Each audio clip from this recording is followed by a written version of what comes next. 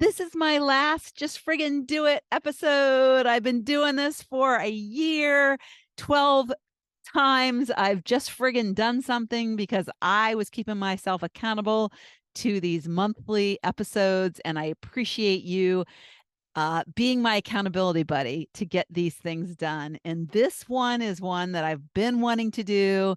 And I know last week I was like, that's something on my list.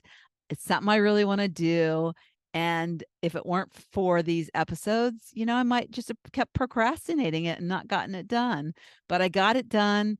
It was fascinating. I love this stuff when you're learning more about yourself, who you are, and who you're born to be. And this is a great tool. And I want to share with you the results I got from this human design chart reading. So, with no further ado, let's get to it now. Welcome to another episode of Living Your Spark Second Half. And this is my last Just Friggin' Do It episode of the series. It's been 1 year, believe it or not, and I've done 12. I've done one thing where I just friggin' did it a month. And this is something that I've had on my list since I think the beginning, and I just had it done. I had my human design chart read. I actually had an appointment with a human design expert. And this is somebody from the school, the actual School of Human Design. It's not somebody who has a certification on the internet and decided to certify people and they are people from her program or his program. It's like the actual human design school. So it's legit. It's legit. Not that the people who have their own certification programs aren't legit, but I just feel like going to the place where it invented human design was probably the best place to begin. But you might be wondering, what is human design? You might have heard of it. Apparently, it's getting kind of trendy. It's been around for quite some time, and but it's like the word's getting around. I think what's happened is that the collective is becoming more aware. There's more of a spiritual movement in the population, a desire to understand who we really are and why we're here. And it's not just a few of us anymore, it's many of us, which is a great thing because I think it's going to help the world in the long run. And the world, I think, needs some help right now. So the more of us that become aware and work to operate from our authentic self in our own unique ways and contribute to the world in whatever way we feel compelled. And it all comes from really connecting to that unconscious self and learning from it. And that's what human design is all about. So that's why I'm think it's really cool. It's one of these modalities, and I talked about this in my last episode when I was talking about why personality tests can be harmful, because if you're not living in full alignment, it can be the wrong answer, or the results can indicate something that really isn't fact. It's just contextual based on who you think you are in that moment in time. And so the thing that I love about human design is that it's based on your birth date, your time of birth, and your place of birth. It's really where your soul came into the world, that the time and the place. And some of us actually don't know our time of birth. I was one of those people, although I was lucky enough that my mother told me that I was born around a certain time. And so because I had a little bit of knowledge of the time of day, I was able to use a pendulum and figure out my exact time. And it was really a fun exercise that I did. And I learned how to do it by watching YouTube videos.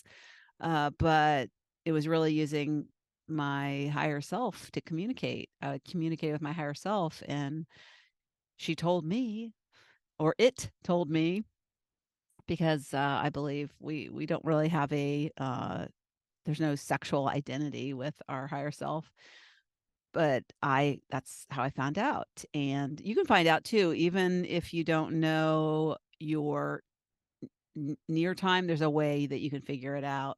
Uh, so just if you are interested in what that is, you can reach out to me through social media or email me, and I'll be happy to share that with you. But don't let not knowing, my point of that is don't let not knowing your birth time stop you from finding out, because don't don't think you can't find your chart and your human design if you don't know that, because you do know that. You just don't know it in your conscious mind. So I am going to explain to you just a little bit about what I learned in my chart reading, and it's going to be a quick episode because I'm not here to talk about me really necessarily. I want to share what I learned, which will be about me, but it's more about how you can learn about yourself. So this is will just give you an idea of, if you do go get your human design, or if you run you can do your chart for free on a number of websites. And so just Google human design chart and you can find a way. I will put in the show notes a link to the human design school itself, and you can get a chart on their site. But you basically get a chart that looks like a skull almost. It looks like a head, a cranium, and it's got 9 centers on it. And so we all have 9 centers.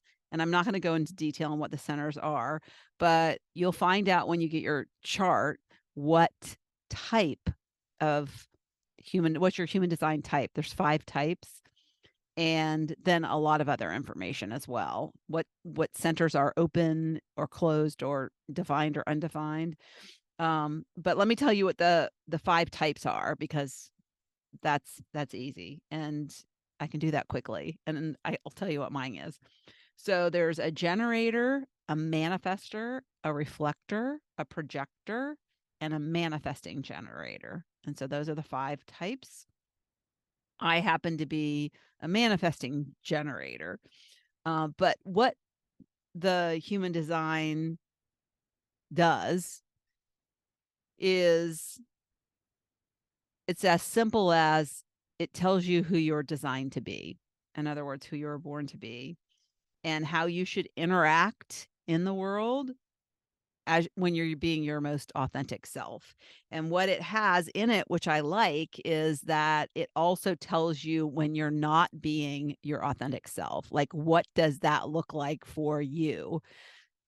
So how do you show up when you're being inauthentic, or when you're misaligned, as a term I use often. So they call it, in the human design world, it's called not self.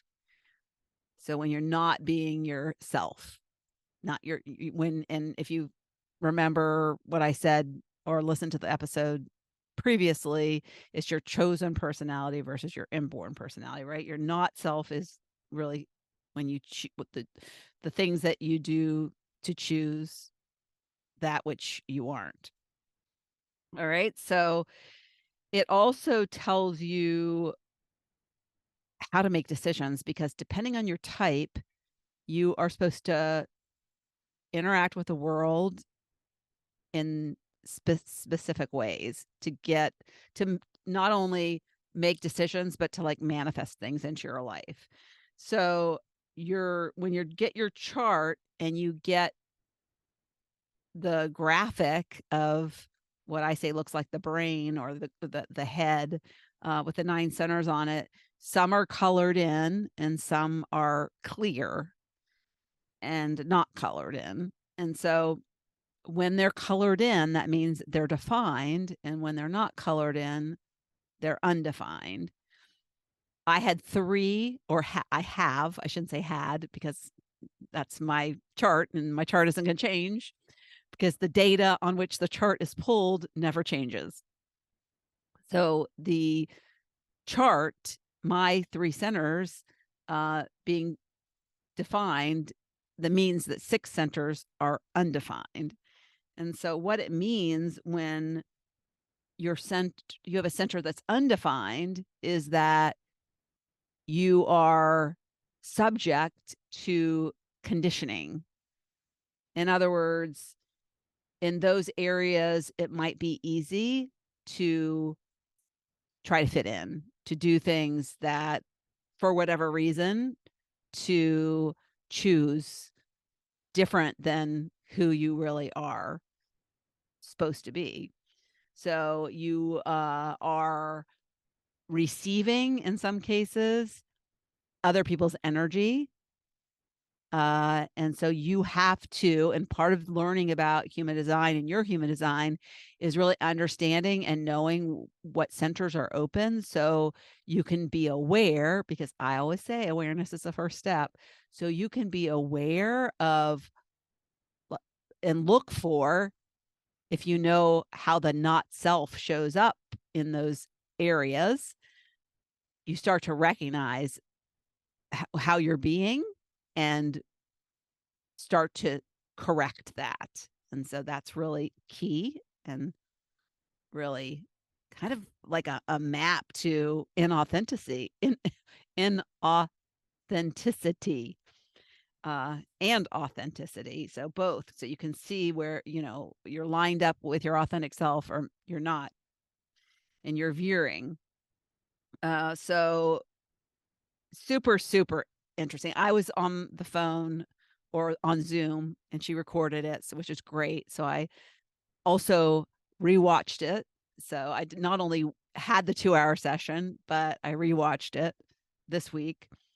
So these are the things I found out or confirmed about myself. A lot of this stuff I knew about myself because I've been doing a lot of work on myself, but I did have some surprises. So I will share with you what those surprises are.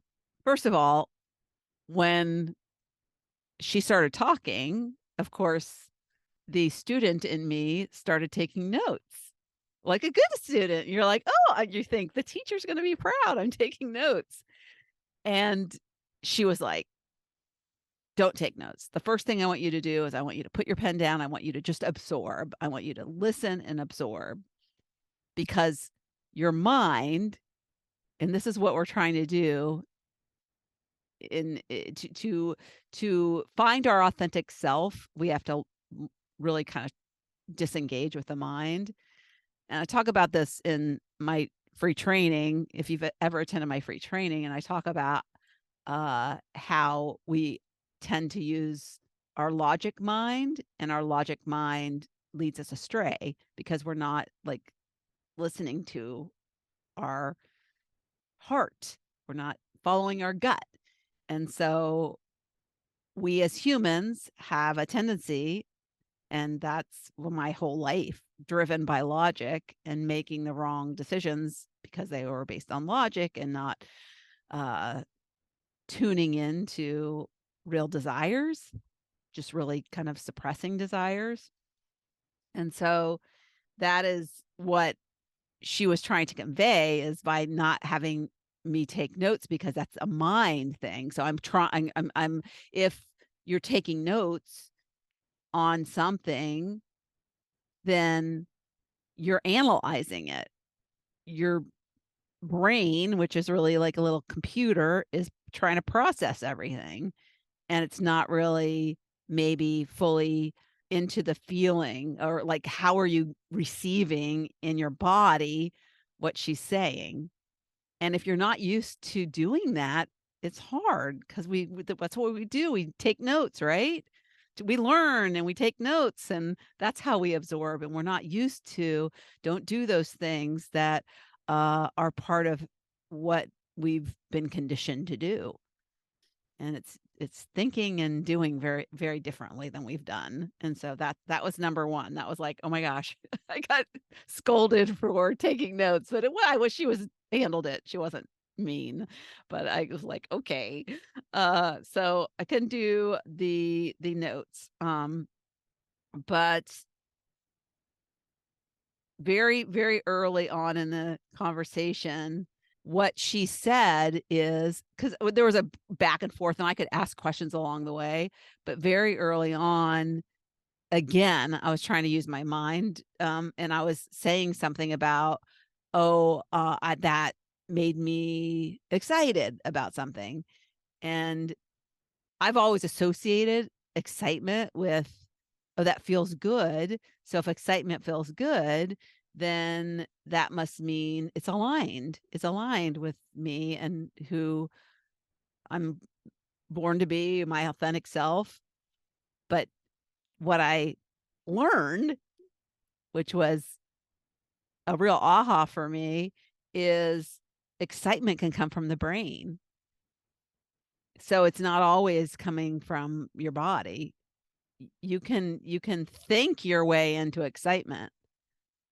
And that was like, oh, ooh, yeah, that's very true. And what she really conveyed to me, which was really, really, again, like I said, a real aha for me. And there's different ways I guess the body reacts depending. Of course, I'm only learning about my type, so I don't know about other types.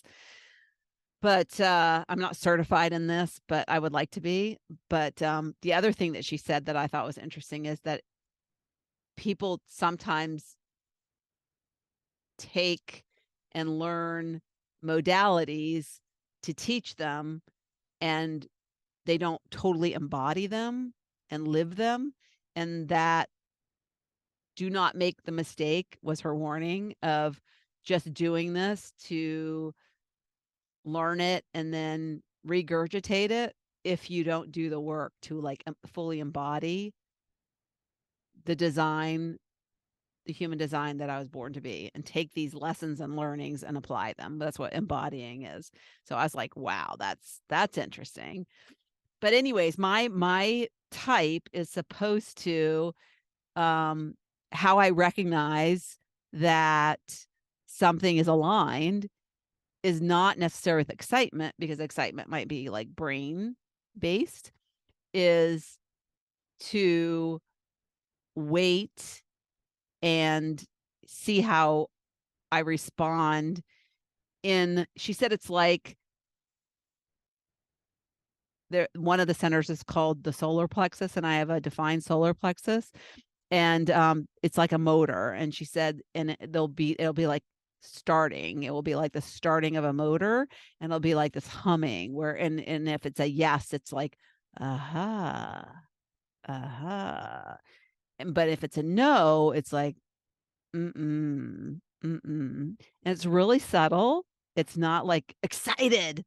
So, and it made me think of the story that I told about manifesting my job last summer and how it happened. It was so crazy. And it was really according to my human design, because I didn't initiate it. I didn't push it. I didn't do anything. I didn't put my resume out. It just like floated out of space from nowhere.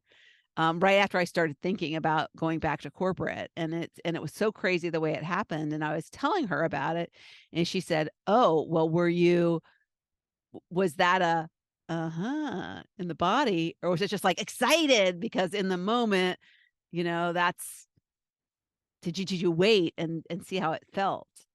And that's really what I should have done. And so it makes me think, okay, I need to go back through that and see, how did I feel in my body? Now, knowing this, that I know, because I had this, her the chart, my chart was read, and I got all this new perspective. I am going to start to really be aware of the what she described for my type would be how I would know something's in alignment or with me, and that, yes, that feels right, and yes, that means I should take action on it. So that was pretty cool that what that discovery, but what she said is don't let your mind make decisions anymore. So, and that's what we tend to do. Our mind is so much, we're so into our head. We're so into our head, and we need to get out of our head and into our body. She said, if you make decisions from your mind, that it could be actually unhealthy for your body. So use your body and don't take notes. That's where we started out with talking about the mind and how quick we are to allow it to take over and make decisions for us when they might not be right for us. So these are the things that were confirmed by my human design reading. I am a very busy person. I mean, she was like, emphasize, you are busy. You are busy. And of course, I always think busy is bad, but that's my design. I'm designed to be busy. I'm designed to be a doer. I just need to make sure that I'm doing the right things based on the body signals, right? So that was kind of funny. And when you go through a chart reading like this, it's crazy, but if you know yourself and you've been pretty aligned, it will really hit home. And because I've done a lot of work, and then she was talking about the not self and some of the things and the dangers that I need to look for when I might slip into my not self. And of course, I do that. I mean, we all do. We're just like, we're not perfect all the time. We're human. And so it was very interesting because it was totally on target, right on. And I love how how do they know, right? How do they know? They don't know anything about me. She hadn't talked to me before, yet here she is describing me to a T based on my birth date and my birth time and my birth location. It's crazy. All right. So what else she said? She said, I am meant to be a creative role model. And this one was funny to me because I've learned that I'm very creative, but I said so much of my life to myself that I don't have a creative bone in my body. And here I am. That's part of my human design. No wonder I was misaligned most of my life, telling myself I wasn't creative. And that's like the second thing she said to me, that I'm like this creative role model. I have charisma when I am operating as my authentic self, like exude charisma. So like a magnet, she said.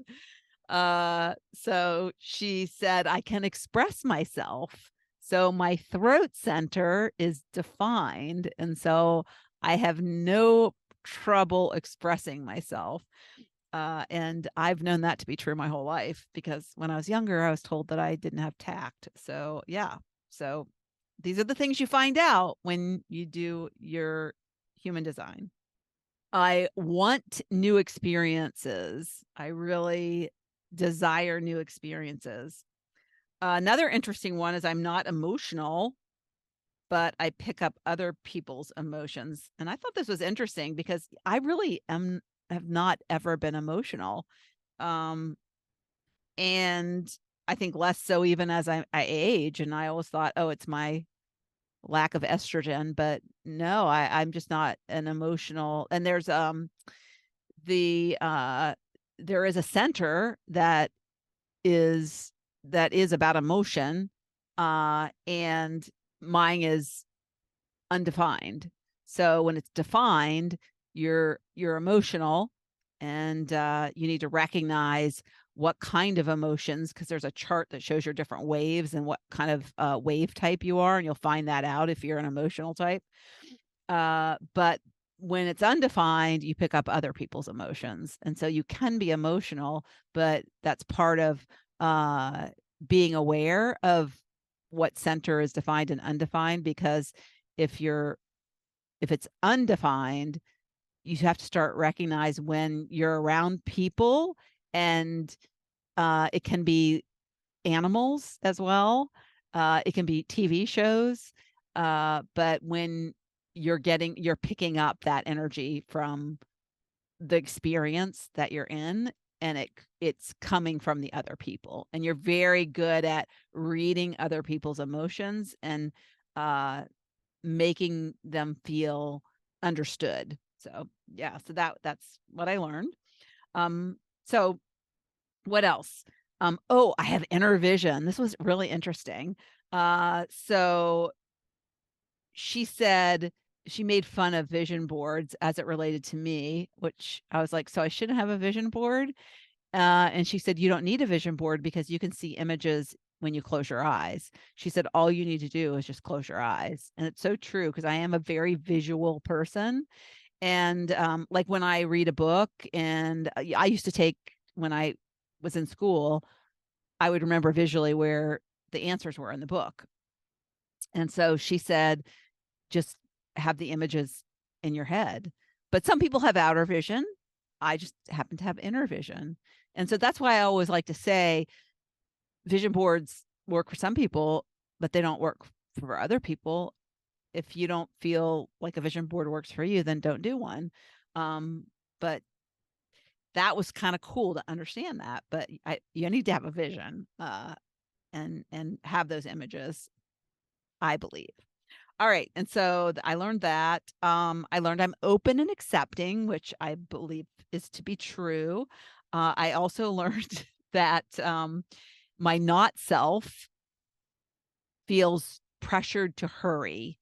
And I know this to be true because one of the things that I know happened in my past is that I was impatient, and so I would make decisions too fast, and I thought that was the right way to do things, and I tended to regret my decisions, and so that's the not self that was in my chart. And I was like, "Oh, that is so true. I can't hurry. I have to be really careful of not rushing and being patient."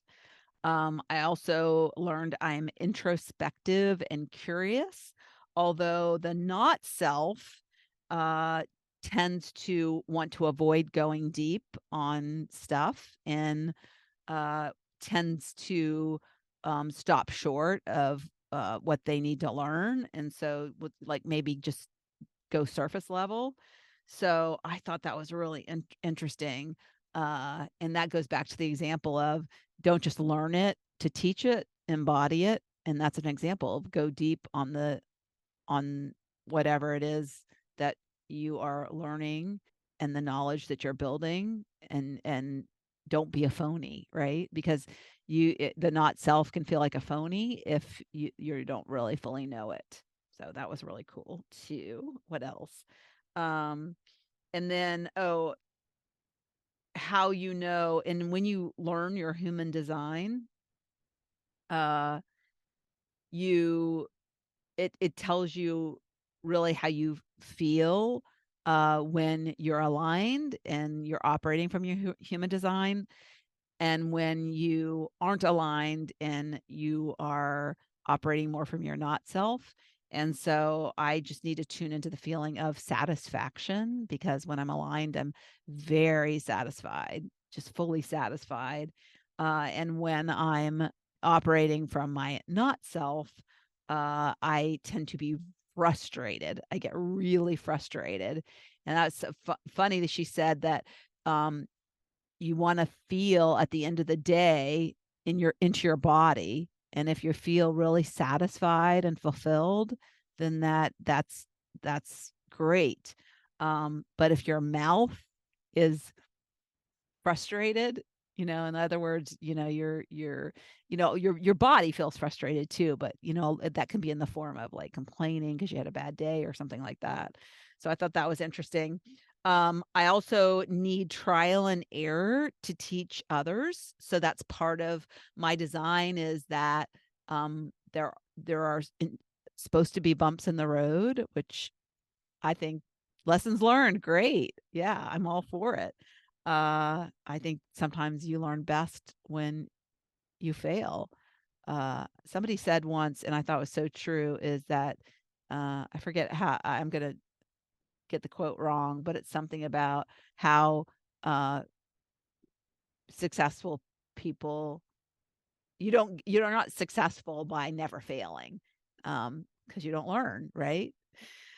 So, and then the last to close up, it's when the other thing is I don't have consistent willpower, but that's part of my human design. It's like, sometimes I'm like, oh, I just wish I had more willpower. But that might just be part of your human design. So you always think, oh, I wish I had more willpower. How come that person has more willpower than me?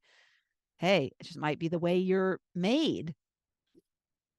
So it's really useful to kind of see this and then know, oh, it's okay. That's the way I was, and focus on all the things that are your strengths and what you were designed for. Okay. I wasn't designed to have willpower.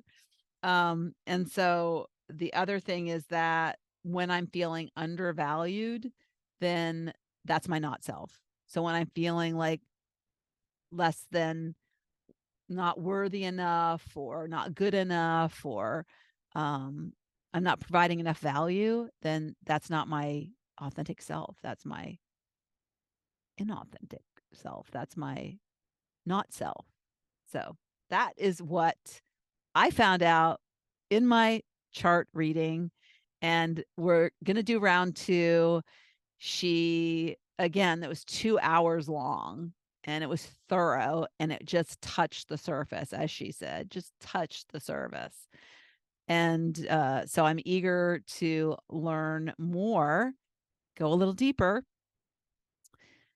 Yeah, she wanted me to re-listen to it and, ask, I think when you re-listen, and I tell my students to do this whenever I have a coaching call with them too, is you hear back things that you didn't hear the first time, or you might hear them in a different way, or you hear them with a new ear because when you first started, you had like virgin ears, and then so the second time you have these like more knowledgeable ears because you heard it before, but you might hear it in a new way or a different way, and have more perspective on that. And so listen to it again, and it was really great.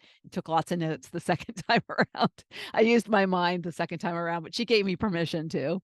So I hope you enjoyed that episode, and I hope it intrigued you about human design. And like I said, I'll put the link so you can do your chart in the show notes, and reach out. Tell me what you got, and tell me if it fascinates you too. But yeah, and then you can get a chart reading on the site as well. So if that is interesting to you. All right. Have a great weekend, and thanks for hanging out with me. Thank you so much for tuning into the Living Your Spark Second Half podcast. If you'd like to watch my guest interviews, you can find the video version of this podcast on my Not Your Average Grandma YouTube channel. Also, you can check out what I have going on at the moment by going to my website at notyouraverage.grandma.com, or find me on Instagram or Facebook at notyouraverage.grandma. If you like this episode, please mention it to a friend, and don't forget to leave a review so I know the topics you like best and can bring you more of that content in upcoming episodes. Last but not least, remember to always listen to that inner voice that will never steer you wrong, and make living from the most sparked place possible your biggest priority. When we do that, we make the world a better place.